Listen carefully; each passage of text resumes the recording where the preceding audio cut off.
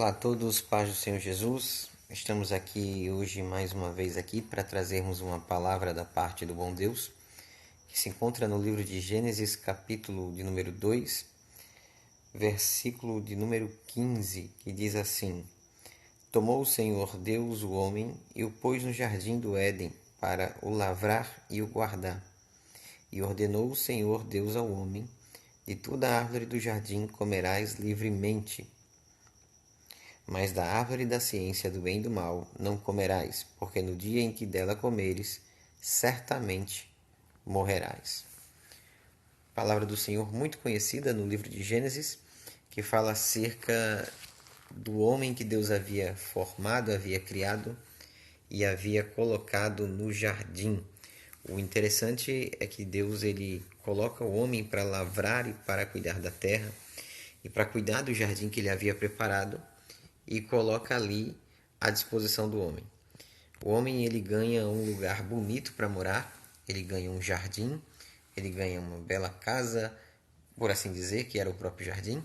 Ele ganha uma companheira mais na frente, que é Eva, e ele ganha todas as regalias e todas as vantagens de morar no paraíso, literalmente.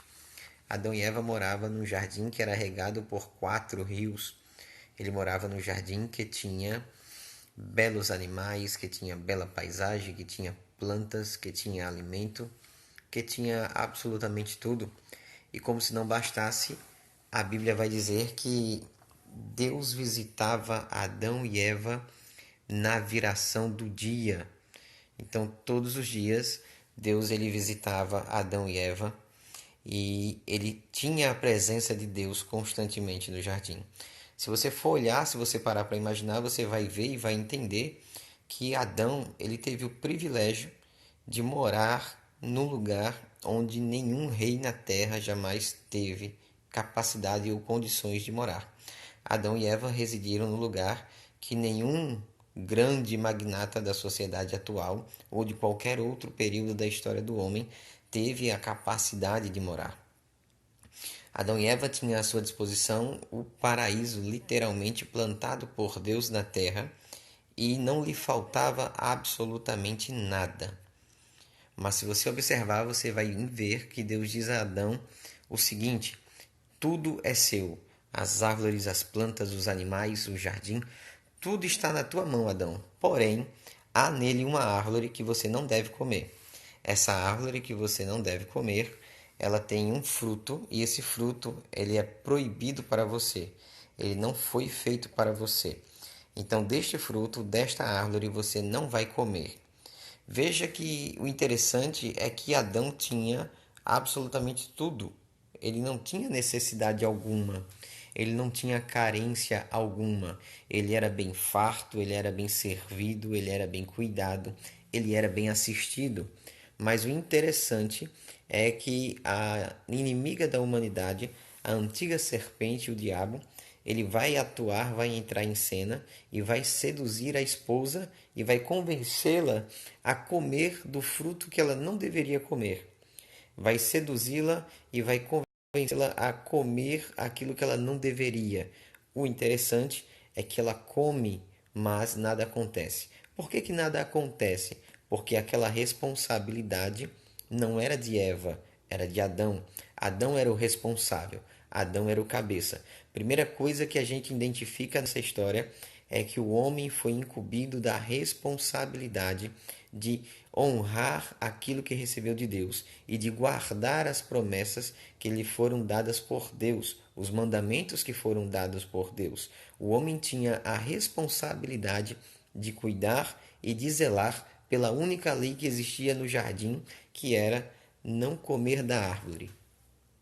Você vai observar que Adão, quando ele vê Eva e sabe que ela toma o conhecimento que ela comeu, ele prontamente também come junto com ela daquele fruto.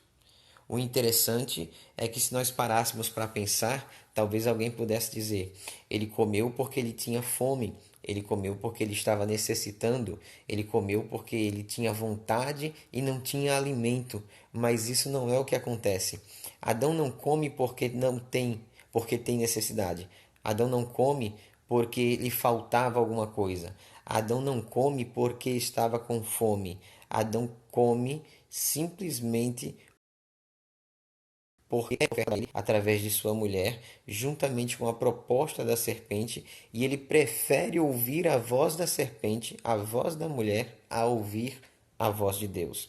Uma coisa interessante é que às vezes as pessoas pecam e elas não pecam porque falta alguma coisa.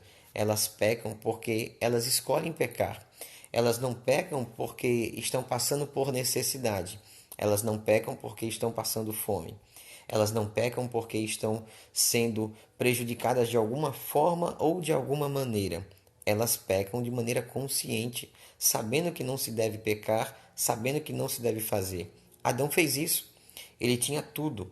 Ele era guardado, ele era protegido, ele era bem-sucedido, ele era próspero. Ele tinha a visita de Deus no jardim, ele tinha a presença de Deus no jardim, mas mesmo assim, ele prefere jogar fora a presença de Deus, ele prefere desobedecer o seu Criador, ele prefere desobedecer o seu Deus a pecar e pecar comendo a única fruta que ele não poderia comer. Não é impressionante como tem tantas pessoas que têm absolutamente tudo e às vezes são cercados por uma desgraça que sobrevém sobre elas porque elas fazem uma escolha errada. Elas escolhem aquilo que não deveriam escolher. Elas pegam aquilo que não deveriam pegar. Elas fazem uso daquilo que elas não deveriam usar.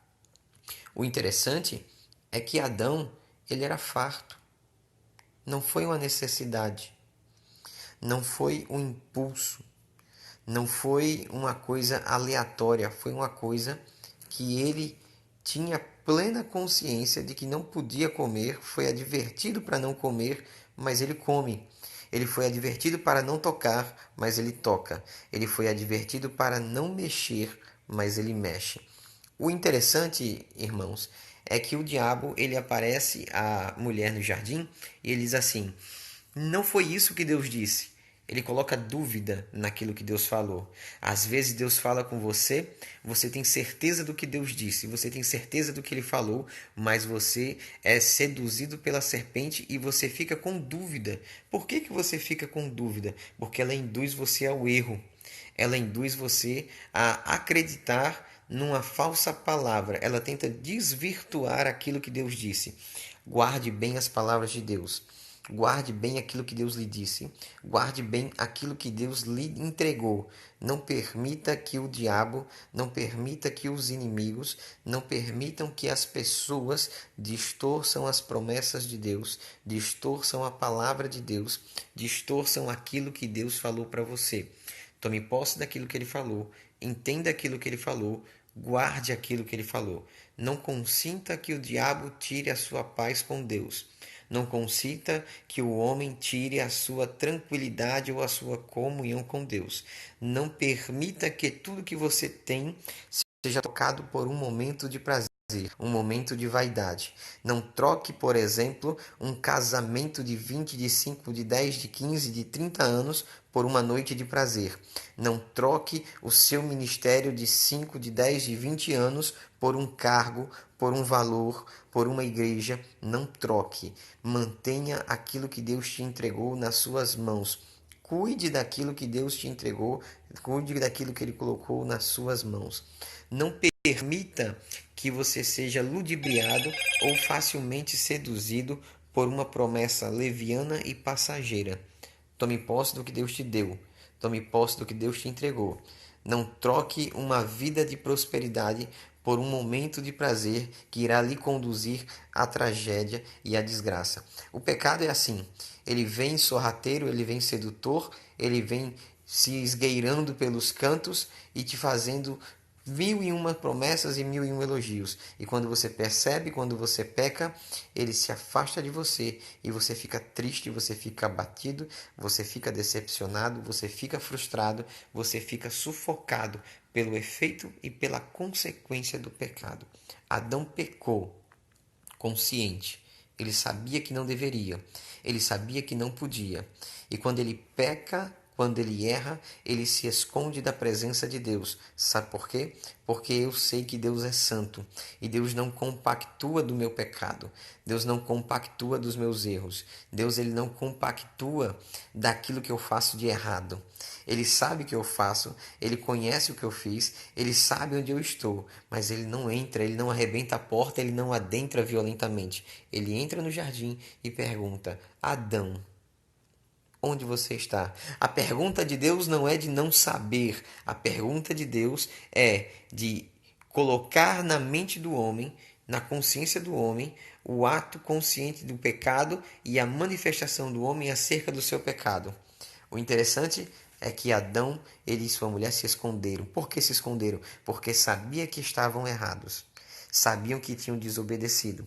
Sabiam que tinham se afastado da presença de Deus. Sabiam que tinham perdido o estado original de perfeição e comunhão. Você que está me ouvindo hoje, nessa noite, não permita, não perca as bênçãos de Deus, não percam os milagres do Senhor na sua vida por conta de um minuto de alegria, por conta de um minuto de falsa paz, de falsa felicidade, de falsa alegria. Veja que a serpente diz à mulher: certamente quando você comer, seus olhos se abrirão e você será igual a Deus, conhecendo o bem e o mal. Ele faz com que Eva cometa o mesmo pecado dele. Ele tenta no começo da história, no começo do universo, ele tenta usurpar e tomar o lugar de Deus. E para isso, ele tenta subir acima dos mais altos céus e colocar o seu trono, porque ele queria ser Deus, ele queria ser adorado.